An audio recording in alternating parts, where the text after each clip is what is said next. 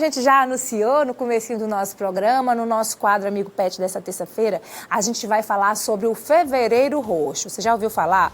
Só que a gente ontem, inclusive, falou dessa campanha que é destinada aos humanos, mas existe também uma outra que é voltada para a saúde dos nossos amiguinhos, dos pets. A campanha chama a atenção para a Síndrome da Disfunção Cognitiva, que é mais conhecida como Alzheimer em pets. A doença afeta principalmente a população de cães e gatos também mais idosa, e em alguns casos é possível a gente notar os seus sinais já a partir dos 6 anos de idade. A gente está recebendo aqui mais uma vez o veterinário Idel Sena, justamente para explicar para a gente que sinais são esses, como a gente pode fazer para lidar com isso. E nessa tentativa, é claro, o nosso objetivo é sempre te ajudar a dar mais qualidade de vida para os nossos companheiros, que são membros da nossa família, né, Idel? Isso mesmo, filho. Bom dia, é um prazer estar aqui de dia. novo. E como você bem falou, Fevereiro Roxo é da medicina humana. Mas verdade. A gente veterinário pegou emprestado para trazer também para os pets, porque é também uma doença comum nos pets. A gente chama de Alzheimer porque as lesões cerebrais são semelhantes ao do Alzheimer em seres humanos. Mas como você falou, é a síndrome da disfunção cognitiva, só que em pets, cães ou gatos. Tá certo, vamos explicar como é que é isso, o que que causa, se tem alguma relação. A gente já sabe que tem a relação principal com a idade, mas algumas raças são mais propícias a desenvolver. Como é que a gente pode ajudar os nossos companheiros a passarem por isso, doutor? Pronto, a idade é um fator crucial. Assim que os animais envelhecem, acontece dentro do cérebro deles uma deposição de 2 proteínazinhas. Mas sim, outros fatores também podem estar predispondo esses animais a terem esse problema. A alimentação é um fator importante também. A alimentação desse pet, como foi o cuidado dele na vida que ele teve, enriquecimento ambiental. Tudo isso, se tiver sido feito de uma maneira não tão coerente, não tão certa, pode sim ocasionar esse problema nos pets. Tá. Mas a idade é o fator principal, né? Assim que o animal atinge uma certa idade, raças pequenas elas se tornam idosas a partir de 9 a 10 anos. Já raças de grande porte, por volta dos 6, 7 anos, elas já são consideradas idosos, né? Cães de raça grande. O Doberman é um cão que com 7 anos a gente já pode considerar como um cão que já é idoso.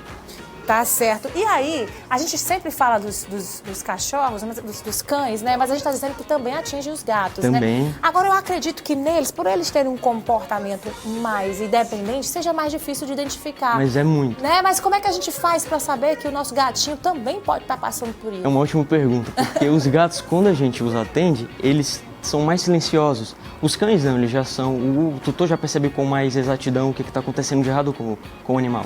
É um animal que mudou o comportamento, ele já está fazendo as necessidades dele num local inadequado, ele já ou está ansioso ou está agressivo. São esses os sinais que o tutor pode perceber de diferente nos cães. Já nos gatos, como é mais silencioso, ele também vai perceber uma mudança de comportamento. O tutor de gato em si, ele já é mais atento ao animal, mas quando ele perceber, o animal já tem 10 anos, acima de 15 anos é que já começa a surgir os efeitos, os primeiros sintomas da doença nos felinos. Então ele vai começar a notar uma diferença de comportamento, o animal já não comia tanto quanto antes, apesar da idade, se confunde muito os efeitos, as consequências e sinais clínicos da síndrome com o envelhecimento fisiológico. É sutil, é por isso que quando o animal já atinge uma certa idade, que ele é considerado idoso, o tutor já frequente com mais assiduidade a clínica veterinária, para que, juntamente com o médico veterinário, ele possa compreender se o que houve de mudança no comportamento do pet é por conta do envelhecimento fisiológico ou se não tem, por exemplo, uma síndrome, uma disfunção cognitiva acontecendo. Tá Porque certo. Se acontece, a gente já pode tardar, fazer com que essa progressão da doença diminua o máximo possível para devolver a qualidade de vida para o pet. Agora, deixa eu perguntar, a gente tem uma continha que eu sei que não é muito correta, mas que se usa, né, para ter mais ou menos noção da ideia dos cães. Eu acho que é um ano equivale a 7 anos humanos. O gato tem mais ou menos essa proporção? Essa proporção ela é equivocada. Certo. Embora a gente use para brincar às vezes, ela não é a mais apropriada para se utilizar, porque vai depender da raça do animal, certo. Tanto o cão quanto o gato, quanto também do porte dele. Como eu bem falei, animais de porte pequeno, sim, independente da raça, ele já atinge a maturidade com cerca de 9 a 10 anos. É um pouquinho a mais do que cães de grande porte, que já envelhecem mais rápido. Alguns com 5, 6 anos já são considerados idosos. Uhum. Com gatos, cerca de 11 anos, 10, 11 anos, o gato já é considerado um idoso.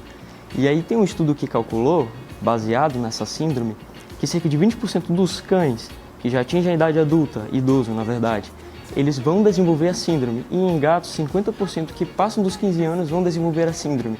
E aí o tutor tem que ficar atento. O que eu estou percebendo de diferente no meu pet para que eu possa levar ao veterinário e contar que tem algo errado? E o diagnóstico, doutor, ele é fechado através de exames de imagens? Exames de imagem, assim como na medicina humana. Só que ainda é uma coisa pouco acessível para a gente. Ressonância magnética ou mesmo a tomografia. É feita, a ressonância agora a gente tem um equipamento aqui numa clínica, mas aí vai depender também do tutor, se ele tem a condição ou não de custear esse exame.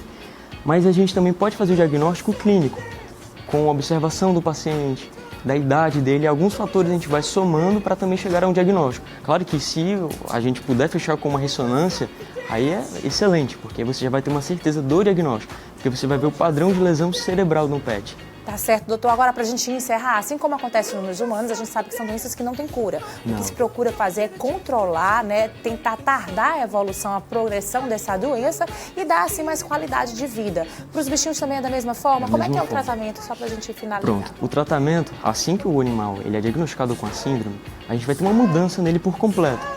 Já que é uma doença que atinge o cérebro, precisamente a perfusão sanguínea, ou seja, o fluxo de sangue que chega ao cérebro, ou seja, a morte celular o tempo todo desse pet. A gente vai retardar essa morte celular.